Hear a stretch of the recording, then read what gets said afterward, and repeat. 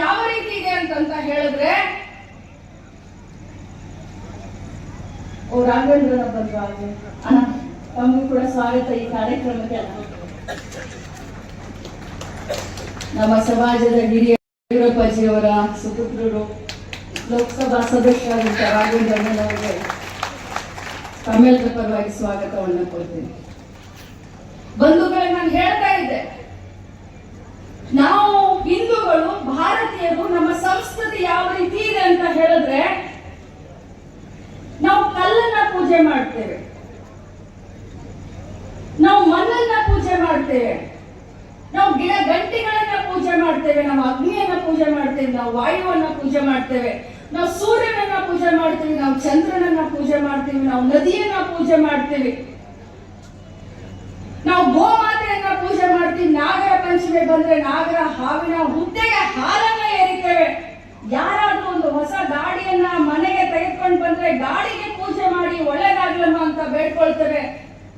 ಭತ್ತ ಗಿತ್ತ ರಾಶಿ ಮಾಡಿದ್ರೆ ರಾಶಿಗೆ ಪೂಜೆ ಮಾಡ್ತೇವೆ, ಕಣಜ ಕಟ್ಟಿದ್ರೆ ಕಣಜಕ್ಕೆ ಪೂಜೆ ಮಾಡ್ತೇವೆ. ಮನುಷ್ಯನ ಕಾಲು ಏನಾದ್ರೂ ಹತ್ತಿದ್ರೆ ಅವನ ಕಾಲು ಮುಗಿದು ಪೂಜೆ ಮಾಡ್ತೇವೆ. ಆದ್ರೆ ಇಷ್ಟೆಲ್ಲ ಪೂಜೆ ಮಾಡುವಂತವ್ರು, ಇಷ್ಟೆಲ್ಲ ಮಾನವೀಯತೆಯ ಮೌಲ್ಯಗಳನ್ನ ಅಳವಡಿಸಿಕೊಂಡಂತ ಭಾರತೀಯರು ಇವತ್ತು ಮನುಷ್ಯನ ದ್ವೇಷ ಮಾಡುವಂತ ಆ ವಿಷ ಬೀಜವನ್ನ ನಾವಿವತ್ತು ಕಿತ್ತು ಒಗಿಬೇಕಾಗಿದೆ. ಸಮಾಜಮುಖಿಯಾದಂತ ಚಿಂತನೆಯನ್ನ ನಾವೆಲ್ಲರೂ ಮಾಡಬೇಕಾಗಿದೆ ಅಂತ ಬಹಳಷ್ಟು ಗಟ್ಟಿ ಧ್ವನಿಯಲ್ಲಿ ಹೇಳಲಿಕ್ಕೆ ಬಯಸ್ತೇನೆ. ಅದು ನಮ್ಮ ಧರ್ಮವನ್ನ ರಕ್ಷಣೆ ಮಾಡೋದು ಯಾವ ರೀತಿ ಅಂತ ಹೇಳಿದ್ರೆ, ನಾವು ಹುಟ್ಟಿದಂತ ಧರ್ಮವನ್ನ ನಾವು ಪೂಜಿಸೋಣ, ಆದ್ರೆ ಅನ್ಯ ಧರ್ಮವನ್ನ ಪ್ರೀತಿಸೋಣ. ಪ್ರೀತಿಯಿಂದಲೇ ಈ ದೇಶದಲ್ಲಿ, ಈ ರಾಜ್ಯದಲ್ಲಿ, ಈ ಜಿಲ್ಲೆಯಲ್ಲಿ ಶಾಂತಿ ಅನ್ನೋದನ್ನ ಹೇಳಲಿಕ್ಕೆ ಬಯಸ್ತಾರೆ. ಬಂಧುಗಳೇ, ಮಹಿಳೆ ಮತ್ತು ಧರ್ಮ, ಬಹುಶಃ ಮಹಿಳೆ ಅಂದ್ರೆ ಧರ್ಮ, ಮಹಿಳೆಗೆ ಇನ್ನೊಂದು ಹೆಸರೇ ಧರ್ಮ. ಧರ್ಮದಿಂದ ಜೀವನ, ಹುಟ್ಟಿದಾಗಿಂದ ತನ್ನ ಕೊನೆಯ ಉಸಿರಿರುವವರೆಗೂ ಮಹಿಳೆ ಧರ್ಮದಿಂದಲೇ ಜೀವನ ಮಾಡೋದು. ತ್ರೈತಾಯುಗದಲ್ಲಿ ಜಾನಕಿ ಅಂದ್ರೆ, ತ್ರೈತಾಯುಗದಲ್ಲಿ ಜಾನಕಿ ಅಂದ್ರೆ ಸೀತೆಯಿಂದ ತ್ರೈತಾಯುಗ ಪ್ರಸಿದ್ಧಿಯಾಯಿತು. ದ್ವಾಪರ ಯುಗದಲ್ಲಿ ದ್ರೌಪದಿಯಿಂದ ಪ್ರಸಿದ್ಧಿಯಾಯಿತು. ಇವತ್ತು ಕಲಿಯುಗ, ಪ್ರತಿಯೊಂದು ಮನೆಯಲ್ಲಿ ದೀಪವನ್ನ ಬೆಳಗುವ ಆ ಮಹಿಳೆಯಿಂದಲೇ ಆ ಮನೆ ಪ್ರಸಿದ್ಧಿ ಆಗೋದ್ರಲ್ಲಿ ಯಾವುದೇ ಸಂಶಯ ಇಲ್ಲ ಅಂತ ಹೇಳಲಿಕ್ಕೆ ಬಯಸ್ತೇನೆ. ಇವತ್ತು ಮನೆಯಲ್ಲಿ ಮೊದಲೇ ಹೆಣ್ಣು ಹುಡುಗಿ ಹುಟ್ಟಿದಾಗ ಕೆಲವು ಕಡೆ, ನಾನು 50 ವರ್ಷ ಆಯ್ತು, ನಾನು ಮೊನ್ನೆ ನನ್ನ ಹುಟ್ಟಿದಬ್ಬವನ್ನು ಆಚರಣೆ ಮಾಡ್ಕೊಂಡೆ ಅಪ್ಪಾಜಿ. 50 ವರ್ಷದ ಹಿಂದೆ ನಮ್ಮ ಮನೆಯಲ್ಲಿ ನಾವು 5 ಜನ ಅಕ್ಕ ತಂಗಿಯರು. ನಾನು 2ನೇವಳು, 6ನೇವನು ನನ್ನ ತಮ್ಮ ಚನ್ನರಾಜ್ ಹಟ್ಟಿಹೊಳಿ, ಈಗ MLC ಆಗಿ ಸೇವೆ ಮಾಡ್ತಾನೆ. ಆದ್ರೆ ನಮ್ಮ ತಂದೆ ತಾಯಿ ಯಾವತ್ತೂ ಕೂಡ ಹೊರೆ ಅಂತ ಅನ್ಸ್ಕೊಳ್ಳಲ್ಲ. 5 ಜನ ಹೆಣ್ಣು ಮಕ್ಕಳು ನಮಗೆ ಅಂತ ಆ ಹೊರೆ ಅಂತ ಅನ್ಸ್ಕೊಳ್ಳಲ್ಲ, ಅಥವಾ ನನಗೆ ನಮ್ಮ 5 ಜನ ಅಕ್ಕ ತಂಗಿಯರಿಗೆ ಒಬ್ಬನೇ ಇದ್ದಂತ ಚನ್ನರಾಜ್ ಹಟ್ಟಿಹೊಳಿಗೆ ಭೇದ ಭಾವ ಮಾಡಲಿಲ್ಲ. ಅದಕ್ಕೋಸ್ಕರ ಅವತ್ತು ನನ್ನ ತಂದೆ ತುಂಬಿದಂತ ಧೈರ್ಯ, ನಮ್ಮ ತಾಯಿ ಹೇಳಿಕೊಟ್ಟಂತ ಸಂಸ್ಕೃತಿ ಇವತ್ತು ರಾಜ್ಯದ 7.5 ಕೋಟಿ ಜನಸಂಖ್ಯೆಗೆ ಒಬ್ಬಳು ಮಹಿಳಾ ಮಂತ್ರಿಯಾಗಿ ಕೆಲಸ ಮಾಡ್ತಾ ಇದ್ದೀನಿ, ಧೈರ್ಯದಿಂದ, ಧರ್ಮದಿಂದ ಅಂತ ಹೇಳಲಿಕ್ಕೆ ಬಯಸ್ತೇನೆ. ಒಂದು ಮನೆಯಲ್ಲಿ ಹೆಣ್ಣು ಮಗು ಮೊದಲೇದು ಹುಟ್ಟಿತ್ತು ಅಂತ ಹೇಳಿದ್ರೆ, 2ನೇದು ಗಂಡು ಮಗು ಹುಟ್ಟಿತ್ತು ಅಂತ ಹೇಳಿದ್ರೆ, ಆ ಮೊದಲನೇ ಹೆಣ್ಣು ಮಗು 3 ವರ್ಷಕ್ಕೇನೆ ತಮ್ಮನ್ಗೆ ಅಕ್ಕ ಆಗಿ ಅಲ್ಲ, ತಾಯಿಯಾಗಿ ನೋಡ್ಕೊಳಕ್ ಶುರು ಮಾಡಿದ್ರು.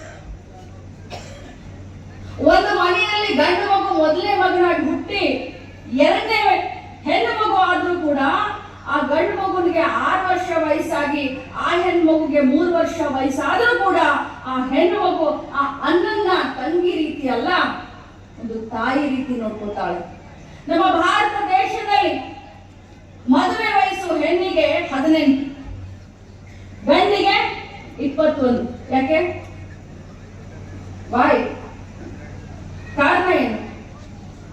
18ನೇ ವಯಸ್ಸಿಗೆ ಆ ಹೆಣ್ಣಿಗೆ ಅಷ್ಟೊಂದು ಪ್ರಬುದ್ಧತೆ ಇರುತ್ತೆ, ಜೀವನ ನಡೆಸಕ್ಕೆ, ಸಂಸಾರ ನಡೆಸಕ್ಕೆ, ಪರಿವಾರವನ್ನ ಮುಂದೆ ತೆಗೆದುಕೊಂಡು ಹೋಗ್ಲಿಕ್ಕೆ.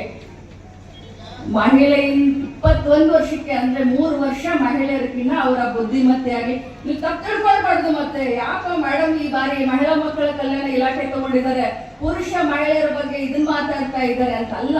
ಮಹಿಳೆ ನಮ್ಮ ಸಂಸ್ಕೃತಿ ಆಗ್ಲಿ, ನಮ್ಮ ಧರ್ಮ ಆಗ್ಲಿ, ನಮ್ಮ ಪರಿವಾರ ಆಗ್ಲಿ, ಒಂದು ಹೆಣ್ಣಾಗಿ, ಮಗಳಾಗಿ, ಸೊಸೆಯಾಗಿ, ಅತ್ತೆಯಾಗಿ, ತಂಗಿಯಾಗಿ, ಅಕ್ಕ ಆಗಿ, ತಾಯಿಯಾಗಿ, ಅಜ್ಜಿಯಾಗಿ, ಜೀವನದ ಪ್ರತಿಯೊಂದು ಘಟ್ಟದಲ್ಲಿ ಅಳಗಾಡದೆ ಧೈರ್ಯದಿಂದ ತನ್ನ ಪರಿವಾರವನ್ನ ಮುಂದೆ ತೆಗೆದುಕೊಂಡು ಹೋಗ್ತಾಳೆ. ನಾನು ಬಹಳ ಹೊತ್ತು ತಗೊಳ್ಳೋದಿಲ್ಲ, ಅಂದ್ರೆ ಒಂದು ಉದಾಹರಣೆಯನ್ನ ತಮ್ಮ ಎದುರುಗಡೆ ಹೇಳಲಿಕ್ಕೆ ಬಯಸ್ತೇನೆ. ನಾವು ದಿನ ನೋಡ್ತಾ ಇರ್ತೇವೆ ರೈತರ ಆತ್ಮಹತ್ಯೆ, ಆ ಆತ್ಮಹತ್ಯೆ, ಈ ಬ್ಯಾಂಕಿನ ಸಾಲಕ್ಕೆ ಹೆದರಿ ಆತ್ಮಹತ್ಯೆ ಮಾಡಿಕೊಂಡ್ರು. ಬಹಳಷ್ಟು ಪೇಪರ್ನಲ್ಲೋ, ಟಿವಿನಲ್ಲೋ, ಮಾಧ್ಯಮದಲ್ಲಿ ನಾವು ನೋಡ್ತಾ ಇರ್ತೇವೆ. ಆ ರೈತ ಆತ್ಮಹತ್ಯೆ ಮಾಡ್ಕೊಳ್ಳೋಕ್ಕಿಂತ ಮುಂಚೆ ಒಮ್ಮೆ ತನ್ನ ತಾಯಿಯ ಬಗ್ಗೆ, ಹೆಂಡತಿಯ ಬಗ್ಗೆ, ಮಕ್ಕಳ ಬಗ್ಗೆ ವಿಚಾರ ಮಾಡೋದಿಲ್ಲ. ಇಷ್ಟೆಲ್ಲ ಪೇಪರ್ನಲ್ಲಿ ಓದುವಂತ ಸಂದರ್ಭದಲ್ಲಿ ಸಾಲಕ್ಕೆ ಹೆದರಿ ಒಬ್ಬ ಮಹಿಳೆ ಆತ್ಮಹತ್ಯೆ ಮಾಡ್ಕೊಂಡಿದ್ದಾರೆ. ತಾವೆಲ್ಲರೂ ಓದಿದ್ದೀರಾ? ಎಲ್ಲಾದ್ರೂ ಓದಿದ್ದೀರಾ? ಸಾಲ ಮಾಡ್ತೀನಿ, ಬೇರೆಯವರ ಮನೆಯ ಪಾತ್ರೆ ತೊಳಿತೀನಿ, ಮುಸ್ರಿ ತೊಳಿತೀನಿ, ಬಟ್ಟೆ ಒಗಿತೀನಿ, ಆದ್ರೆ ನಾನು ನನ್ನ ಮಕ್ಕಳನ್ನ ಅನಾಥ ಮಾಡೋದಿಲ್ಲ ಅಂತ ಹೇಳಿ ಆ ತಾಯಿ ಧೈರ್ಯವನ್ನ ತೆಗೆದುಕೊಂಡು ತನ್ನ ಜೀವನವನ್ನು ಮುಂದೆ ಸಾಗಿಸ್ತಾಳೆ. ಇದು ಮಹಿಳೆ. ಇವತ್ತು ನಾವು ಶಾರೀರಿಕವಾಗಿ ಪುರುಷರಿಗೆ ನಮ್ಮನ್ನ ಹೋಲಿಸಿದ್ರೆ ಶಾರೀರಿಕವಾಗಿ ನಾವು ಸ್ವಲ್ಪ ವೀಕ್ ಇರಬಹುದು, ಆದ್ರೆ ಮಾನಸಿಕವಾಗಿ ನಾವು ಬಹಳಷ್ಟು ಸದೃಢರು. ಒಮ್ಮೆ ಡಿಸಿಷನ್ ತಗೊಂಡ್ರೆ ಅದ ಆಗೋವರೆಗೂ ನಾವು ಬಿಡೋದಿಲ್ಲ. ಎಷ್ಟೇ ಬಡತನ ಇರಲಿ, ಎಷ್ಟೇ ಸಿರಿತನ ಇರಲಿ, ಎಷ್ಟೇ ಮಧ್ಯಮ ವರ್ಗದವ್ರು ಇರಲಿ, ತಮ್ಮ ಮಕ್ಕಳ ಭವಿಷ್ಯಕ್ಕೆ, ತಮ್ಮ ಮನೆತನದ ಭವಿಷ್ಯಕ್ಕೆ ಟೊಂಕ ಕಟ್ಕೊಂಡು ನಿಲ್ಲುವಂತ ಆ ಮಹಿಳೆಯ ಬಗ್ಗೆ ಪ್ರಾಮಾಣಿಕವಾಗಿ ಮಾತನಾಡಲಿಕ್ಕೆ ನಾನು ಇವತ್ತು ಪ್ರಯತ್ನ ಮಾಡಿದ್ದೇನೆ. ಯಾಕಂದ್ರೆ ನಾನು ಒಬ್ಬ ಮಹಿಳೆ. ಬಂಧುಗಳೇ, ಸ್ವಾಭಿಮಾನದ ಬದುಕನ್ನ ನಾವೆಲ್ಲರೂ ಸಾಗಿಸೋಣ. ಧರ್ಮದಿಂದ ನಮ್ಗೆಲ್ಲರಿಗೂ ಕೂಡ, ಧರ್ಮದಿಂದನೇ ಮೋಕ್ಷ ನಮ್ಗೆಲ್ಲರಿಗೂ. ಆ ಧರ್ಮ ನಮ್ಮ ಜೀವನದಲ್ಲಿ ಇರಬೇಕು. ಇದು ಬರೀ ಆಚರಣೆ ಆಗಬಾರದು. ಧರ್ಮ ಯಾವತ್ತಿದ್ರು ಬರೀ ಆಚರಣೆಗೆ, ಆಡಂಬರಕ್ಕೆ ಇರಬಾರ್ದು. ನಿಜವಾದ ಅರ್ಥದಲ್ಲಿ ಧರ್ಮ ನಮ್ಮ ನಿತ್ಯ ಜೀವನದಲ್ಲಿ ಇರಬೇಕು ಅನ್ನುವಂತ ಒಂದು ಮಾತನ್ನ ಹೇಳ್ತಾ ಇವತ್ತು ಬಹಳ ಉತ್ತಮ. ಯಾಕಂತಂದ್ರೆ ಮೊದಲಿಂದನೂ ಕೂಡ ನನ್ನ ಮನೆತನ ಆಗಿರ್ಬೋದು, ನಮ್ಮ ತಂದೆ ತಾಯಿ ಆಗಿರ್ಬೋದು, ಅಜ್ಜ ಅಜ್ಜಿ ಆಗಿರ್ಬೋದು, ಅಥವಾ ನಾವಾಗಿರ್ಬೋದು, ನಮ್ಮ ಮಕ್ಕಳಾಗಿರ್ಬೋದು, ನಮ್ಮ ಮನೆಯಲ್ಲಿ ಯಾವತ್ತಿದ್ರು ಕೂಡ ಗುರು ಪರಂಪರೆಗೆ ಮೊದಲನೇ ಸ್ಥಾನ ಇದೆ ಅಂತ ಬಹಳಷ್ಟು ಸ್ವಾಭಿಮಾನದಿಂದ ಹೇಳಲಿಕ್ಕೆ ಬಯಸ್ತೇನೆ.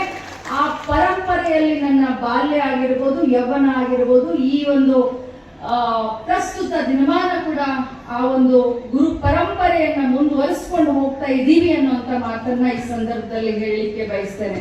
ಬೆಳೆಸಲಿಕ್ಕೆ, ಸಂಸ್ಕೃತಿಯನ್ನ ಉಳಿಸ್ಲಿಕ್ಕೆ, ಸಂಸ್ಕೃತಿಯನ್ನ ಬೆಳೆಸಲಿಕ್ಕೆ ಮಹಿಳೆ ಬಹಳಷ್ಟು ತ್ಯಾಗವನ್ನು ಕೂಡ ಮಾಡಿದಾಳೆ ಮತ್ತು ಉತ್ಸಾಹವನ್ನು ತೋರಿಸಿದಾಳೆ ಅಂತ ಹೇಳಿದ್ರೆ ಅದು ಅತಿಶೋಕ್ತಿ ಆಗೋದಿಲ್ಲ ಅಂತ ಹೇಳಲಿಕ್ಕೆ ಬಯಸ್ತೇನೆ. ಅದಕ್ಕಿಂತ ಮುಂಚೆ ನಾನು ಸನ್ನಿಧಿಯವರ ಬಗ್ಗೆ ಮಾತನಾಡಲಿಕ್ಕೆ ಬಯಸ್ತೇನೆ. ಮಠ ಮಾನ್ಯಾಧೀಶರ ಬಗ್ಗೆ ಮಾತನಾಡಲಿಕ್ಕೆ ಬಯಸ್ತೇನೆ. ಸನ್ನಿಧಿಯವರು ನನಗೆ ಇದು 3ನೇ ಬಾರಿ ಕರೆದಿದ್ದು. ಮೊದಲನೇ ಬಾರಿ ಕರೆದಾಗ ನಾವು ಅವಾಗ ಗೃಹಲಕ್ಷ್ಮಿಯ ಗ್ಯಾರಂಟಿ ಒಂದು ಹೊಸತನದಲ್ಲಿ ಇಡೀ ರಾಜ್ಯವನ್ನು ಸುತ್ತಾಕ್ತಾ ಇದ್ದೆ. ಅವಾಗ ತಪ್ಪಿಸ್ಕೊಂಡೆ. 2ನೇ ಬಾರಿ ಖಂಡಿತವಾಗ್ಲೂ ಬರ್ತೀನಿ ಬುದ್ಧಿ ಅಂತ ಹೇಳಿದೆ. ಆದ್ರೆ ಅಚಾನಕ್ ಆಗಿ ಹೋದ ಜನವರಿನಲ್ಲಿ ನನಗೆ ಆಕ್ಸಿಡೆಂಟ್ ಆಯ್ತು. ನನಗೆ ಓಡಾಡಕ್ಕೆ ಇಷ್ಟೊಂದು ದೀರ್ಘ ಟ್ರಾವೆಲಿಂಗ್ ಮಾಡ್ಲಿಕ್ಕೆ ಡಾಕ್ಟರ್ಗಳ ಅನುಮತಿಯನ್ನ ಕೊಟ್ಟಿರ್ಲಿಲ್ಲ. ಅದಕ್ಕೆ ಅದನ್ನ ತಪ್ಪಿಸ್ಕೊಂಡೆ. ಈ ಬಾರಿ ನಾನು ಖಂಡಿತವಾಗ್ಲೂ ಬರ್ತೀನಿ ಅಪ್ಪಾಜಿ, ನೀವು ಕರೀರಿ, ನೀವು ಬಿಡ್ರಿ, ನಾನು ಬಂದೇ ಬರ್ತೀನಿ ಮಠಕ್ಕೆ ಅಂತ ನಾನು ಅವತ್ತು ಭಾಷೆ ಕೊಟ್ಟಿದ್ದೆ. ಅದಕ್ಕೋಸ್ಕರ ಇವತ್ತು ಈ ಕಾರ್ಯಕ್ರಮದಲ್ಲಿ ನಾನು ಭಾಗವಹಿಸಿದ್ದೇನೆ. ಇಂಥ ಮಠಮಾನ್ಯಗಳು ಸರ್ಕಾರಕ್ಕೆ ಸಮಾನವಾಗಿ, ಪ್ಯಾರಲಲ್ ಆಗಿ, ಯಾವುದೇ ಒಂದು ಸ್ವಾರ್ಥ ಇಲ್ಲದೆ, ನಾವು ಬಿಡಿ, ನಾವು ರಾಜಕಾರಣಿಗಳು, ನಮ್ಮಲ್ಲಿ 50% ಸ್ವಾರ್ಥ ಇದ್ರೆ 50% ನಿಸ್ವಾರ್ಥ ಇರುತ್ತೆ, ಇಲ್ಲ 100% ಸ್ವಾರ್ಥ ಇಟ್ಕೊಂಡೆ ರಾಜಕಾರಣದಲ್ಲಿ ಇರ್ತಾರೆ. ಈ ಮಠಮಾನ್ಯರು, ಮಠಾಧೀಶರು ನಿಸ್ವಾರ್ಥತೆಯಿಂದ ಸರ್ಕಾರಕ್ಕೆ ಸಮಾನವಾಗಿ ಸಾಮಾಜಿಕ ಬದ್ಧತೆ ಮತ್ತು ಕಾಳಜಿಯನ್ನು ಇಟ್ಕೊಂಡು ಕೆಲಸ ಮಾಡೋದನ್ನ ನೋಡಿದ್ರೆ ನನಗೆ ನನ್ನ ಧರ್ಮದ ಬಗ್ಗೆ, ವೀರಶೈವ ಲಿಂಗಾಯತರ ಧರ್ಮದಲ್ಲಿ ನಾನು ಹುಟ್ಟಿದ್ದೀನಿ ಅಂತ ಬಹಳಷ್ಟು ನನಗೆ ಹೆಮ್ಮೆ ಅನಿಸುತ್ತೆ. ನಮ್ಮ ಮಠಮಾನ್ಯರು ದಾಸೋಹ ಆಗಿರಬಹುದು, ಅನ್ನ ದಾಸೋಹ ಆಗಿರಬಹುದು, ಅಕ್ಷರ ದಾಸೋಹ ಆಗಿರಬಹುದು, ಆರೋಗ್ಯ ದಾಸೋಹ ಆಗಿರಬಹುದು, ಕೃಷಿ ದಾಸೋಹ ಆಗಿರಬಹುದು, ತೋಟಗಾರಿಕೆ ದಾಸೋಹ ಆಗಿರಬಹುದು, ಇದನ್ನೆಲ್ಲ ಮಾಡ್ತಾ ಇರೋದನ್ನ ನೋಡಿದ್ರೆ ನಿಜವಾಗ್ಲೂ ಬಹಳಷ್ಟು ಹೆಮ್ಮೆ ಅನಿಸುತ್ತೆ. ಬಂಧುಗಳೇ, ಇವತ್ತು ಧರ್ಮದ ವೇದಿಕೆ ಮೇಲೆ ಎಲ್ಲ ಜಾತಿಯ, ಎಲ್ಲ ಧರ್ಮದ ಮುಖಂಡರನ್ನ, ಧರ್ಮ ಗುರುಗಳನ್ನ ನಾನು ನೋಡಿದೆ. ಬಹಳ ಖುಷಿ ಅನಿಸ್ತು ನನಗೆ. ಯಾಕಂತಂದ್ರೆ ಇದನ್ನ ಎಲ್ಲಾದ್ರೂ ನಾವು ನೋಡ್ತೀವಿ ಅಂತಂದ್ರೆ ನಮ್ಮ ಮಠಗಳಲ್ಲಿ ನಾವು ನೋಡ್ತೀವಿ. ಇವತ್ತು ಇತಿಹಾಸವನ್ನ ನಾವು ನೋಡ್ತಾ ಇದ್ರೆ ಒಂದೆರಡು ಬರ್ಕೊಂಡು ಬಂದಿದ್ದೀನಿ. ನನಗೆ ಯಾಕೋ ಈ ಒಂದು ಸಂದರ್ಭದಲ್ಲಿ ಅದನ್ನು ಹೇಳಲೇಬೇಕು ಅಂತ ಅನ್ಸುತ್ತೆ. ಎಲ್ಲ ಧರ್ಮದ ಧರ್ಮ ಪ್ರಚಾರಕರು ಮತ್ತು ಧರ್ಮ ಗುರುಗಳು ಏನ್ ಪ್ರಚಾರ ಮಾಡ್ತಾರೆ ಅಂತಂದ್ರೆ, ಸಿಖ್ ಧರ್ಮ ಗುರುಗಳು ಹೇಳ್ತಾರೆ, ಗುರುನಾನಕ ಧರ್ಮವೆಂದ್ರೆ ಆಚರಣೆಗಳಲ್ಲ, ಸತ್ಯ ಜೀವನ, ಪ್ರಾಮಾಣಿಕ ಕೆಲಸ ಮತ್ತು ಇತರರಿಗೆ ಸಹಾಯ ಮಾಡುವುದೇ ನಿಜವಾದ ಧರ್ಮ ಅಂತ ಯಾರಾದ್ರೂ ಹೇಳಿದ್ರೆ ಅದು ಸಿಖ್ ಧರ್ಮ ಗುರುಗಳು ಹೇಳ್ತಾರೆ. ಇಸ್ಲಾಮ ಧರ್ಮದಲ್ಲಿ ಹೇಳ್ತಾರೆ, ಧರ್ಮದ ಅರ್ಥ ಪ್ರವಾದಿ ಮೊಹಮ್ಮದ್ ಅವರು ಹೇಳ್ತಾರೆ, ಧರ್ಮವನ್ನ ಶರಣಾಗತಿ ಮಾಡ್ಬೇಕು, ಸ್ಯಾಕ್ರಿಫೈಸ್ ಮಾಡ್ಬೇಕು, ನ್ಯಾಯ, ದಯೆ, ಸಮಾನತೆ ಎಂಬ ಮೌಲ್ಯಗಳನ್ನ ಸಾರಿದ್ದು ಪ್ರವಾದಿ ಮೊಹಮ್ಮದ್ ಅವರು. ಇದು ಹೇಳಿದ್ದು ಇಸ್ಲಾಮಿಕ್ ಧರ್ಮ. ಕ್ರೈಸ್ತ ಧರ್ಮ ಏನ್ ಹೇಳುತ್ತೆ? ಕ್ರೈಸ್ತ ಧರ್ಮ ಹೇಳುತ್ತೆ, ಯೇಸು ಕ್ರಿಸ್ತ ಹೇಳ್ತಾನೆ, ಪ್ರೀತಿ ಮತ್ತು ಕ್ಷಮೆ. ಇದು ಧರ್ಮದ ಮೂಲ ಸಾರಾಂಶ ಅಂತ ಯಾರಾದ್ರೂ ಹೇಳಿದ್ರೆ ಅದು ಯೇಸು ಕ್ರಿಸ್ತ ಹೇಳ್ತಾನೆ. ಮಾನವನನ್ನ ಪ್ರೀತಿಸು ಮತ್ತು ನಿನ್ನ ದ್ವೇಷ ಮಾಡದವನ್ನ ನೀನು ಕ್ಷಮಿಸು ಅಂತ ಹೇಳೋದು ಯಾವ್ದಾದ್ರು ಧರ್ಮ ಇದ್ರೆ ಅದು ಕ್ರೈಸ್ತ ಧರ್ಮ ಆಗುತ್ತೆ.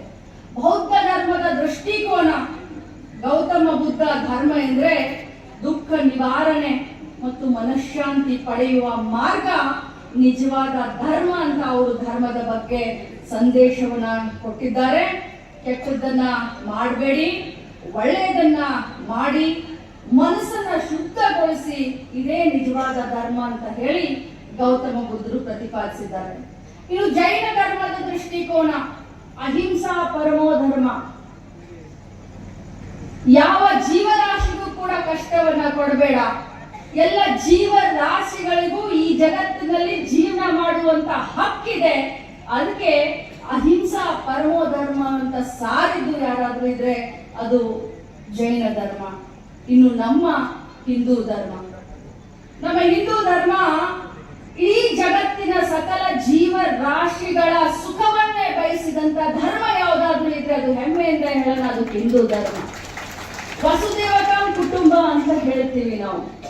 ವಸುದೇವಕ ಕುಟುಂಬ ಅಂತ ಹೇಳಿದ್ರೆ ನಮ್ಮ ಕುಟುಂಬದಲ್ಲಿ ಯಾವುದೇ ಭಾಷೆ, ಯಾವುದೇ ಜಾತಿ, ಯಾವುದೇ ಧರ್ಮ ಇದ್ರೂ ಕೂಡ ಅವ್ರನ್ನೆಲ್ಲರನ್ನೂ ಕೂಡ ಅವರು ನಮ್ಮವರು ಅಂತ ಪ್ರೀತಿಯಿಂದ ಮುಂದೆ ಸಾಗುವುದೇ ವಸುದೇವ ಕುಟುಂಬಕಂ ಅನ್ನುವಂತ ಸಾರ. ಬಂಧುಗಳೇ, ಬೇವಿನ ಬೀಜವನ್ನ ಬಿತ್ತಿ, ಬೆಲ್ಲದ ಕಟ್ಟೆಯನ್ನ ಕಟ್ಟಿ, ಜೇನು ತುಪ್ಪದ ಹೊಳೆಯನ್ನ ಹರಿಸಿ ಸಿಹಿಯನ್ನ ಕೊಡು ಅಂತ ಹೇಳಿದ್ರೆ ಸಿಹಿ ಕೊಡಕ್ ಸಾಧ್ಯನಾ? ಇವತ್ತಿನ ಪ್ರಸ್ತುತ ಕಾಲಘಟ್ಟದಲ್ಲಿ ಈ ಧರ್ಮ ಚೆನ್ನಾಗಿಲ್ಲ, ಆ ಧರ್ಮ ಚೆನ್ನಾಗಿಲ್ಲ, ಈ ಧರ್ಮ ಪಾಲಕರು ಅವರು, ಆ ಧರ್ಮ ಪಾಲಕರು, ಆ ಮುಗ್ಧ ಮಕ್ಕಳ ಭಾವನೆಯನ್ನ ನಾವು ಕೆಡಿಸ್ತಾ ಇದ್ದೇವೆ, ಆ ಯುವಕರ ಭಾವನೆಯನ್ನು ನಾವು ಕೆಡಿಸ್ತಾ ಇದ್ದೇವೆ. ಅದಕ್ಕೋಸ್ಕರ ನಾನು ಹೇಳೋದು, ಗಾಂಧೀಜಿಯವರು ಹೇಳಿದ ಹಾಗೆ, ಕೆಟ್ಟದ್ದನ್ನ ನೋಡಬೇಡ, ಕೆಟ್ಟದ್ದನ್ನ ಮಾಡಬೇಡ, ಕೆಟ್ಟದ್ದನ್ನ ಮಾತನಾಡಬೇಡ. ಎಷ್ಟು ದಿನ ಈ ಜೀವ ಭೂಮಿ ಮೇಲೆ ಇರುತ್ತೆ ಅನ್ನೋದು ಮುಖ್ಯ ಅಲ್ಲ, ಯಾವ ರೀತಿ ನೀನು ಜೀವನ ಮಾಡಿದೆ ಅನ್ನೋದು ಬಹಳಷ್ಟು ಮುಖ್ಯ. ರಾಜೇಗೌಡರು ಒಂದು ಮಾತನ್ನ ಹೇಳಿದ್ರು, ಈ ಮಠ ಏನ್ ಸಾರುತ್ತೆ ಅಂತಂದ್ರೆ ಮಾನವ ಧರ್ಮಕ್ಕೆ ಜಯವಾಗಲಿ, ವಿಶ್ವಕ್ಕೆ ಧರ್ಮದಿಂದಲೇ ಶಾಂತಿ ಅಂತ ಹೇಳಿ. ಇದು ಮಾನವ ಧರ್ಮಕ್ಕೆ ಜಯವಾಗಲಿ ಅಂತ ಹೇಳ್ತಾ ಇರುವಂತ ನಾವು ಭಾರತದ ಪರಂಪರೆ, ಭಾರತದ ಸಂಸ್ಕೃತಿ ಯಾವ ರೀತಿ ಇದೆ ಅಂತ ಹೇಳಿದ್ರೆ, ರಾಘವೇಂದ್ರ ಬಂದ್ರು ಅಣ್ಣ, ತಮಗೂ ಕೂಡ ಸ್ವಾಗತ ಈ ಕಾರ್ಯಕ್ರಮಕ್ಕೆ. ನಮ್ಮ ಸಮಾಜದ ಹಿರಿಯ ಯಡಿಯೂರಪ್ಪಜಿಯವರ ಸುಪುತ್ರರು, ಲೋಕಸಭಾ ಸದಸ್ಯರಾದಂಥ ರಾಘವೇಂದ್ರ ಅವರಿಗೆ ತಮ್ಮೆಲ್ಲರ ಪರವಾಗಿ ಸ್ವಾಗತವನ್ನು ಕೊಡ್ತೀನಿ. ಬಂಧುಗಳೇ, ನಾನು ಹೇಳ್ತಾ ಇದ್ದೆ, ನಾವು ಹಿಂದೂಗಳು, ಭಾರತೀಯರು, ನಮ್ಮ ಸಂಸ್ಕೃತಿ ಯಾವ ರೀತಿ ಇದೆ ಅಂತ ಹೇಳಿದ್ರೆ, ನಾವು ಕಲ್ಲನ್ನ ಪೂಜೆ ಮಾಡ್ತೇವೆ, ನಾವು ಮಣ್ಣನ್ನ ಪೂಜೆ ಮಾಡ್ತೇವೆ, ನಾವು ಗಿಡ ಗಂಟೆಗಳನ್ನ ಪೂಜೆ ಮಾಡ್ತೇವೆ, ನಾವು ಅಗ್ನಿಯನ್ನ ಪೂಜೆ ಮಾಡ್ತೇವೆ, ನಾವು ವಾಯುವನ್ನ ಪೂಜೆ ಮಾಡ್ತೇವೆ, ನಾವು ಸೂರ್ಯನನ್ನ ಪೂಜೆ ಮಾಡ್ತೀವಿ, ನಾವು ಚಂದ್ರನನ್ನ ಪೂಜೆ ಮಾಡ್ತೀವಿ, ನಾವು ನದಿಯನ್ನ ಪೂಜೆ ಮಾಡ್ತೀವಿ, ನಾವು ಗೋಮಾತೆಯನ್ನ ಪೂಜೆ ಮಾಡ್ತೀವಿ. ನಾಗರ ಪಂಚಮಿ ಬಂದ್ರೆ ನಾಗರ ಹಾವಿನ